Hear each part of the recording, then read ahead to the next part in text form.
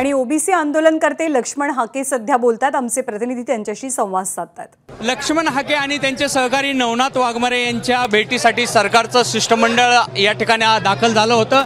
त्यांच्याशी चर्चा झाली आणि ह्या चर्चेचा नेमका काय सूर आहे आणि लक्ष्मण हाके यांना काही ते पटलंय का हे आपण त्यांच्याकडून जाणून घेऊया। हाके साहेब, या सगळ्या चर्चेचा नेमका सूर काय आहे? आज चर्चा संध्याकाळी बैठक होणार आहे, त्याच्यावर समाधानी तुम्ही? आमचं काय म्हणणं आहे ते मी निवेदन तयार करून दिलेलं आहे। आता त्याच्यावरती त्यांचं काय म्हणणं आहे हे ज्यावेळी आपल्याकडे सकारात्मक येईल त्याच वेळी मी समाधानी असेल। आपल्या निवेदनात काय काय ठळक मुद्दे आहेत? मी तुम्हाला देतो मी तुम्हाला, पण ओबीसी रिझर्वेशन, परत जे कुणब्याच्या नोंदी झालेल्या आहेत त्या नोंदीवरती आमच्या हरकती होत्या, त्या हरकतींचं काय झालं त्याची श्वेतपत्रिका पाहिजे। गेल्या 7-8 महिन्यात जे कुणबीची सर्टिफिकेट वाटली गेलेली आहेत त्याच्या शासनाने श्वेतपत्रिका जाहीर केली गेली पाहिजे। अशा आमच्या म्हणजे 2-4 मागण्या आहेत। ओबीसी आरक्षण ला कसा धक्का लागत नाही हा विश्वास आम्हाला ओबीसीने दिला पाहिजे। माझ्याकडे ते निवेदनाची कॉपी मी तुम्हाला देईन।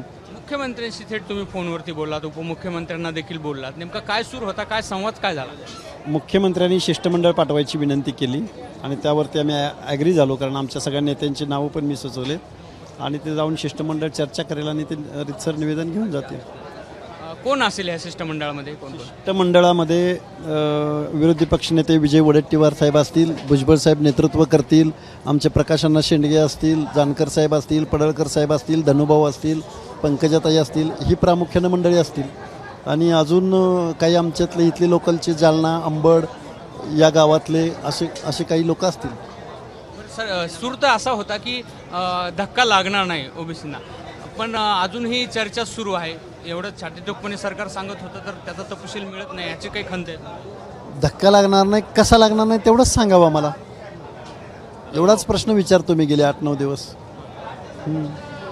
आता नेमकं ही शिष्टमंडळाची कोण कोण असणार? आपल्या गावातली मंडळी कोण आहेत? गावातले आमचे बळीराम कटके आहेत आणि जालन्यामधली मंडळी आहेत, अंबडमधली मंडळी आहेत। आता ते ठरेल थोड्या वेळात घेतील। एकूणच या चर्चेसाठी विरोधी पक्षनेते विजय वडेट्टीवार किंवा छगन भुजबळ किंवा त्यांच्यासोबत गोपीचंद पडळकर देखील असतील, पंकजा मुंडे देखील असतील आणि धनंजय मुंडे देखील असतील, हे सगळी मंडळी आज सायंकाळी सह्याद्रीवरती जी बैठक होईल त्या बैठकीला उपस्थित राहण्याची शक्यता आहे। अर्थात लक्ष्मण हाके यांनी असं आवाहन केलेलं आहे गिरीश महाजनांना की ही सगळी मंडळी ह्या चर्चेसाठी असावीत आणि त्यांनी काही निवेदन सरकारपुढे दिलेलं आहे, त्या निवेदनाचा तपशील देखील आपल्याला थोड्याच वेळात समजेल आणि या मागणीवरती लक्ष्मण हाके ठाम आहेत आणि संध्याकाळी 5 वाजता या बैठकीचा नेमका काय सूर निघतो आणि याच्यावरती नेमका तोडगा काय निघतो हे पाहणं महत्त्वाचं आहे।